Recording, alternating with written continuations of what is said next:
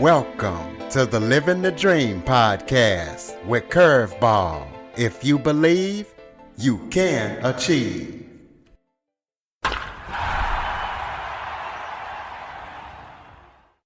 Welcome to the Living the Dream with Curveball podcast, a show where I interview guests that teach, motivate, and inspire.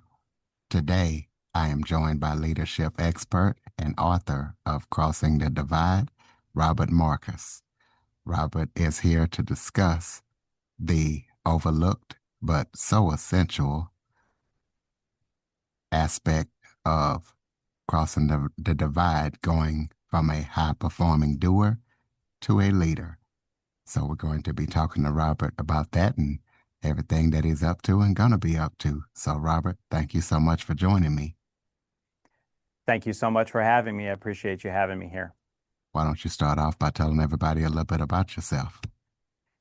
Sure. So my name's Rob Marcus. Had a long journey in my career, starting in food service into retail, and then ultimately joining the Army. Did 5 years there, deployed to Kosovo and Iraq for OIF 1. Came home and got out of the Army, and started in my government contracting journey that I did for almost 20 years. Ultimately, leaving that industry and starting our own business with Blue Stallion Solutions, which brings us together today. Okay, well, first of all, thank you for your service and thank you for all that you done in the Army. Do you want to talk about your Army career real quick? Why you decided to join and stuff like that? Yeah, funny story. I was in retail at the time. I had just graduated high school. I was promoted to manager of some departments at a sporting goods store and working, the retail life 50, 60 hours a week and trying to go to community college full time, all simultaneously. And it was exhausting. And I made a joke to somebody one day that I was going to join the military for a vacation. Uh, and after I said that, I kind of started thinking about it. So I went down and I started talking to some recruiters, and the Army offered me an interesting opportunity, becoming a special agent in counterintelligence, for them. And it was interesting enough that I decided to go ahead and make the jump. Did that for 5 years, and it's what propelled me, really into the government career that I had since. Took me to a lot of different places I probably would have never been able to visit otherwise. A lot of very interesting experiences, getting to see what it's like outside of the United States, and even one further outside of kind of the touristy areas that most people go to see, and how the world really works outside of those locations, and how people actually live is very, very eye-opening, and I think inspired a lot of humility, and pride, in me for not taking for granted, what we have here as Americans in the United States, which I think that, unfortunately we often do, just simply because we don't get to see those parts of the world where there's a lot of struggle, both economically, politically, and in their livelihoods. So I'm appreciative of those experiences, and I think that time in my life, made a huge impression on me and how I choose to live. Absolutely. We'll talk about how you decided to get into your role as a leadership expert. You know, in all the industries that I've been a part of over the years, I've had a common observation, and that is that we have a culture that promotes people for their individual contributions and capabilities, but we're promoting them into roles that, in supervision, management, and leadership that deal with other human beings. And most of these folks have not been taught or trained in that. And it leads to what I have witnessed over the years, a lot of conflict in the workplace and the organizational culture. So over the years, I was focused more on this idea that how you perform is what gets you promoted, and excel in the ranks and what have you. And I've spent a lot of years focused on that, up until 2023, when I ran into some personal tragedy.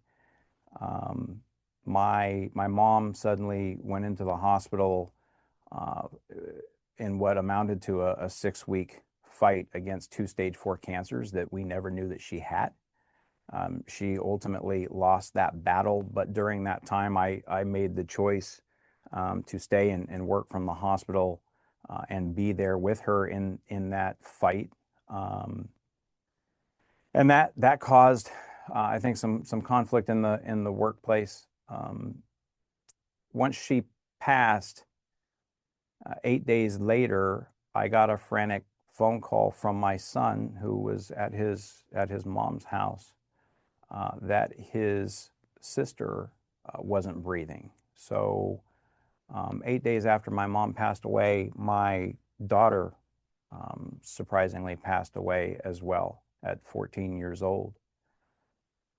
That that hit, those circumstances, really forced me into a very deep self-reflection about really everything, but life, religion, work, balance. What's important in the world, what's important in our lives.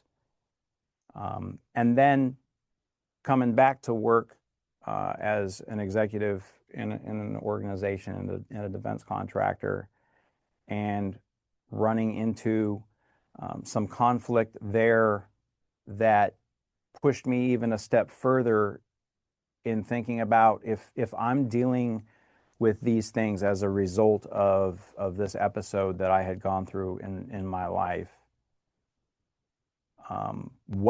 What are employees, right? I'm an executive going through this. What are employees really dealing with in the workplace today from a leadership perspective? And when you go into this type of deep reflection, really, really digging deep within to look at yourself in the mirror and question and try to figure out what the world is really all about, you really start to pay attention to things that maybe you didn't pay much attention to before, like on social media and LinkedIn, and the way people are posting, the things that they're saying. And LinkedIn being a professional, place and arena for professional conversation, I started paying a lot of attention to that and realizing that there's a problem in the way we lead today. There's a problem in how we interact with employees and organizations and the goals that everybody is trying to meet together. Um, and I made the decision that I wanted to be part of fixing that, at least as much as I can from here in Fredericksburg, Virginia. And so I created Blue Stallion. I went and did something I had wanted to do for years, which was getting certified through John Maxwell Leadership. I had read his books. I was a student of his teachings for many years, and no company would send me throughout my career. So I made the decision to do it myself. And after having that experience, I decided to found our company, Blue Stallion Solutions. And and then the book came, and then, building our training programs and leading in the community here, where we have worked with some amazing partners in the nonprofit arena here locally, doing training for them and helping them get their message out through our facilities here. And it's been an amazing journey so far, and I think we're just scratching the surface. Well, congratulations on your new book. What core message do you hope that people take away from your new book? Yeah, so I think the core message is you can't lead like a doer, and you can't become a leader until you're willing to leave the old you behind. And if you're already a leader, over time, based on our environments and life and everything, sometimes we stray far away from the tree, and we don't even realize it. And so crossing the divide, uh, I think is written and put together in such a way that no matter who reads it, they can start to see themselves, at no matter what level they're at. But it's really focused on looking in the mirror as a leader and helping you get back to where we should be. And if you aren't there yet, getting you into the right mindset with the right ideas of what leadership is, and the skills and the art form that you combine to lead well. So, most books skip over the kind of the identity shift that happens when you stop doing the work and you start leading the people who are doing it. And that's the gap that we really wanted to close. Well, can you walk us through the four divides that you have identified, such as skills, relationship, responsibility, and identity, and talk about why they are so crucial? Yes, sir. Absolutely. I'd love to. These four divides kind of present themselves almost like fault lines, right? It's kind of it's the point of friction where if you don't address them, they can cause a lot of problems in the future, and they only get worse over time. So you mentioned them. There's really four divides that we've identified. The first is the skills divide, which is essentially what got you what got you here won't necessarily get you there. And a lot of people don't think about that. But you got promoted for what you could do, but now you've got to teach, you've got to develop others, you've got to delegate, right? And that's a completely different skill set than doing. So, divide number two, the relationship divide, you can't lead people the same way that you worked with them.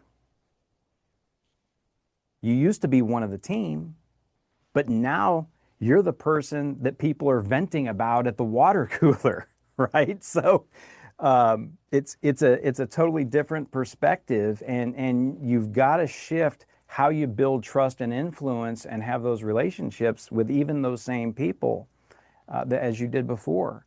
And then the responsibility divide. You've now entered an arena where you're accountable for results that you don't directly create.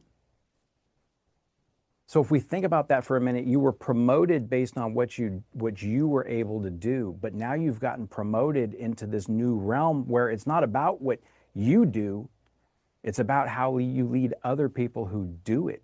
So you're accountable for what they're doing, but you're not the one actually doing that. That is a huge mindset shift. And then finally, the fourth, which is very crucial, the identity divide. And it goes back to understanding you're no longer just responsible for yourself. You're responsible for others. And when you're responsible for others, it's not just about taking care of them, but it's about understanding that they're watching you, that they feed off of you, that they follow you in the things that you do and the things that you say, and maybe even more crucially, the way you do and say them. And sets the tone for the culture of your team and potentially your whole organization. So these four divides are critical for anyone to look out, but especially when you're looking at making that shift from individual contributor to leader, to understand that you're stepping into a space that's totally different than you likely had ever been. And if you focus on these four divides as the platform and the premise for your journey, and learn the skills and the art that goes into foundational leadership, servant leadership, along with these four divides, you will be so much more successful. Well, a lot of leaders struggle with burnout. So speak about burnout and talk about how it showed up in your journey and its resilience and leadership, as it relates to burnout. Yeah, I think I hit burnout before I even knew what it was. Um, it's you look at yourself and you feel and seem successful on paper, but you're grinding yourself into the ground. And this is where, we get addicted to performance because that's what we're conditioned for. And of course, I think that that's somewhat natural when you look at the employer-employee relationship, because the typical mindset of an employer is that they want employees who are high performers. The issue comes when we lose kind of the human side of things and people start getting treated more like objects than people.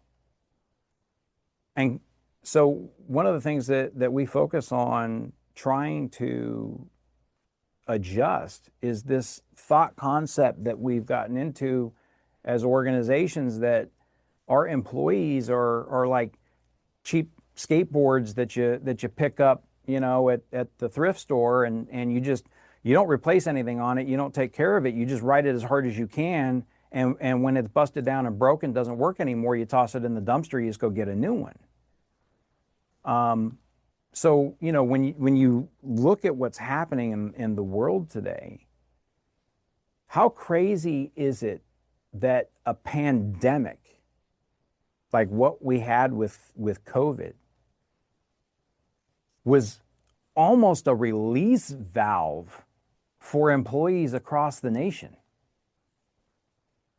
That even though they were basically locked in their house, they were happier to be locked in their house and doing work from home than going into the office, where many of them felt miserable. If you're living half of your life at your place of employment, you're miserable, how do you balance that?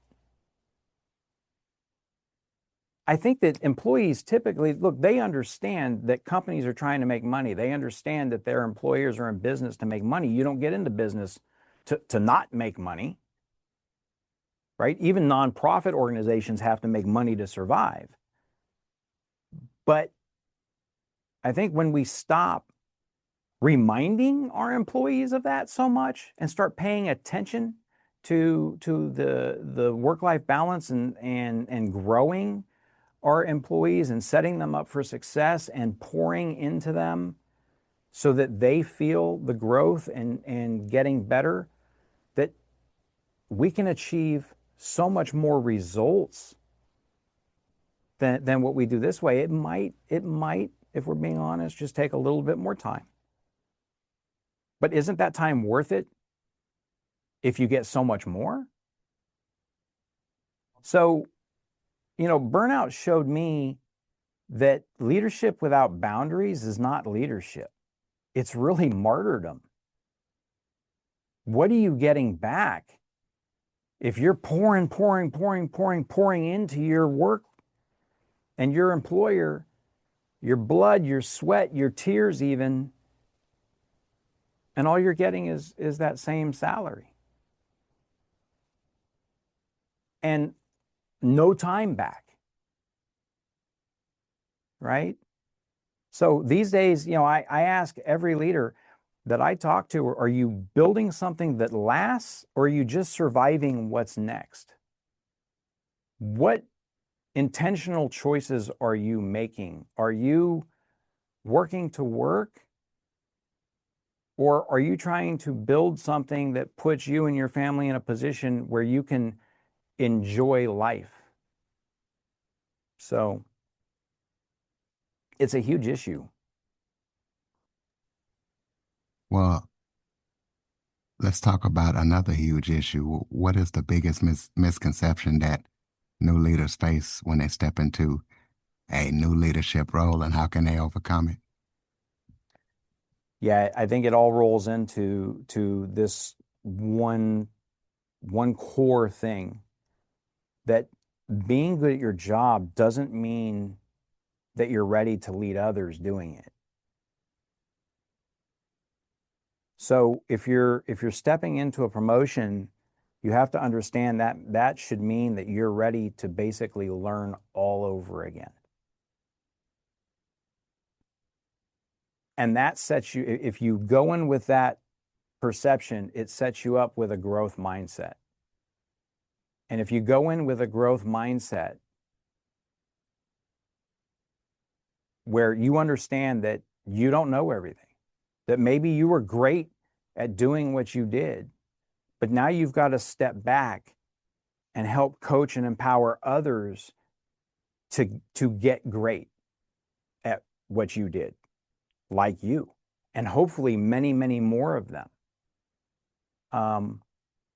I think that that's the key point, but I think the biggest myth is that leadership, people think it's just an extension of high performance, and it's so not. It's so much more than that. Um, most new leaders think about, oh, I'll just do more of what made me successful, not understanding that it's an entirely different game. So going from me to we is hard for many people. From output to ownership, people get stuck. So how do you overcome that? You overcome it by getting coached, right? You need feedback. But most of all, because nothing else works if you're not overcoming it by getting honest with yourself. And as part of our teachings, we've integrated accountability and reflection as core principles, because human beings are naturally bad at self-accountability, especially. Um, Holding others accountable is uncomfortable for us as well. But reflection is what grounds you. And if you take the time to reflect on your actions, your day, how things went, how you're leading, how others are seeing you, and really, really think about that. And if something doesn't seem right, or the way that it needs to be, that reflection helps you make that shift that you're going to do. If I'm going to do one thing better tomorrow, what's one thing I didn't do well today that I can improve on? And that helps a lot for people's growth. Well, if you could give one piece of advice to somebody stuck in doer mode, what would that piece of advice be? Oh, that's a great question. I think people stuck in doer mode really need to know that they're not stuck as people, right? They're more scared to let go and scared to cross that divide than they are truly stuck, because it can be fixed. But you have to get comfortable with being uncomfortable. The next level isn't going to meet you in that same comfort zone that you had as an individual contributor or high performance doer. So get comfortable with being uncomfortable And if you need help, be honest with yourself and get the help. Don't wait for permission. Don't even wait for your employer to maybe or maybe not get on board with giving you those opportunities for help and growth. Because at the end of the day, you own your career, not your employer. The employers today know that there's a good chance that these employees are not going to be with them more than a couple of years. Now, that's something that we would love to help change, because that's not great either, but that is the reality. So don't wait for somebody else to own your growth and your path. Take control of it and do it yourself. Stop asking what needs to get done and start asking, what needs to get built. And I would tell you that what needs to get built usually is the people, the culture, and the clarity. And that's all about leadership.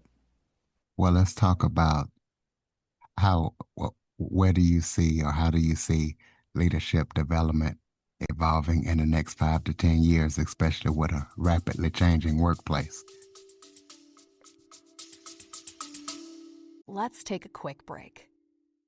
Okay, everybody, it's Michael E. Cullen II. And I'm Sesame and Carta from the All Too Real 2 podcast. We're passionate about movies, TV, and pretty much all things pop culture. Dive into the chaos of failed sitcoms, direct-to-video sequels, and the quirky realms of cinema and TV. Join us every Thursday for your dose of All Too Real 2 entertainment. We'll guide you through debates like whether Howard the Duck qualifies as a superhero. Ponder if Larry the Cable Guy could be the new Rock or Schwarzenegger. Discover if some shows and movies should have stayed in the cutting room. Ever heard of a sitcom featuring that dictator with the funny mustache? Well, we watched it. We're dedicated to unraveling the peculiarities of pop culture, sometimes with awesome guests. So, if you're into the eccentric world of pop culture, listen and subscribe to All Too Real 2. Available wherever you find podcasts and on Age of Radio.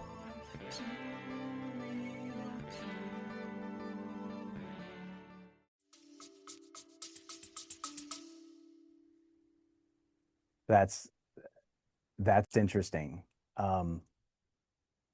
It's so crazy that everything that we see with the rapid advancement of the technology, even if you think about 2 years ago, we still kind of thought AI was far out, that it wasn't coming as fast, and we definitely, I mean, some experts did, but most of us didn't even think, if you go back to 2 years ago, most of us didn't even think that we would be using things like AI every day so quickly. Our kids are using it for homework, right? So things have absolutely changed, yet at the same time, as humans, as employees, I think we're almost taking a step back. I think that we want less theory and more human, more trust, more authenticity. So I think that the landscape, the leadership landscape of the future is, as this movement from a human base really starts to take hold, getting employers and organizations to understand that people need to feel appreciated, people need to feel that they're invested in, and people need to feel growth in order to keep going. I think that on that side of the house, we're seeing it shift back to the human side of leadership, vice more of a kind of a machine or robot form of leadership. At the same time, we see these technological tools being used, and they're really meant for just that. A lot of people are worried about, how these machines will replace the doers and all of that. And there are industries obviously where that's more likely to happen quicker than others. But at the end of the day, when it comes to leading employees, I think we're going back to roots of leadership while we embrace the use of these more advanced tools to get the job done more quickly, more efficiently. Well, tell the listeners about any upcoming projects or current projects that you're working on that people need to be aware of. Oh, we've got so much going on. Thank you for that. So we're doing the official Crossing the Divide in-person launch here locally in Fredericksburg next Thursday, the 21st. The book is available on Amazon now. We're getting some really exciting reviews from people. I think it's the best, $10 or $14 folks can make in themselves right now to really set themselves into a growth mindset and start the journey the way they would like to see it. We are developing more and more training programs based off of these concepts that we're going to be opening up to people. We're looking right now, we're about to release a new landing page for founding partners to get in on our new training at a very steep discount. So we're going to be taking a select number of founding partners that are going to enjoy the benefit of not only the monetary discount, but really getting in and getting involved in how we shape our new curriculums going forward. And at the same time, on all of our social media channels, if people look for us on Facebook, YouTube, Instagram, LinkedIn, TikTok, we just kicked off this morning what we're calling our Leadership Stampede. So we've put together 365 short videos. One will be posted at 6 a.m. every day, and this is all free for people, where they can come. I shoot out a quote, a leadership quote. I give a short story, and then I give a coaching reflection prompt. So folks can every day get their journal, bring a fresh notebook every day for an entire year, sit down, and if they put in the work with these quotes and these reflection prompts, I guarantee you they will grow. And what a better way to start their day than sitting here and doing some work on themselves, and maybe even starting the day with growth-minded conversations with their colleagues when it comes to leadership. So we've got a lot of stuff going on. I would just encourage folks to find us, follow us, and we have so much more that we're working on. Blue Stallion is truly meant to be a movement to forge growth, restore leadership, and achieve unbridled results. So it's more than just being a company. So how can people follow you or keep up with everything that you're up to? So www.bluestallionsolutions.com is our main website. If they search Blue Stallion Solutions on any of the social channels, they will find us with our Blue Stallion logo. Like, subscribe, comment, follow, all of those cool social media things. And I promise they will be up to date at every step and every turn. We'll close us out with some final thoughts, maybe if there was something I forgot to talk about that you would like to touch on, or any final thoughts you have for the listeners.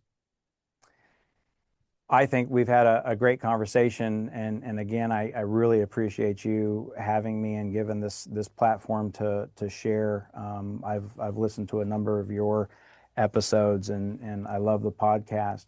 I would just, I think, leave people with this. Leadership in the future is not going to be taught in the boardroom. It's going to be modeled in real time. So it's incumbent on all of us to be better leaders. And when I talk to somebody new, my question to them is not if they're a leader or not, because leadership is about influence, and everybody influences somebody every day. So everybody is a leader. The question is, what kind of leader are you going to be? All right, ladies and gentlemen, check out Blue Stallion Solutions. Follow, rate, review, share this episode to as many people as possible, especially all you leaders out there. Follow us on your favorite podcast platform and visit www.curveball337.com for more information on the Living the Dream with Curveball podcast. Thank you for listening and supporting the show. And Rob, thank you for all that you're doing, and thank you for joining me. Thank you as well. For more information on the Living the Dream with Curveball podcast, visit www.curveball337.com. Until next time, keep living the dream.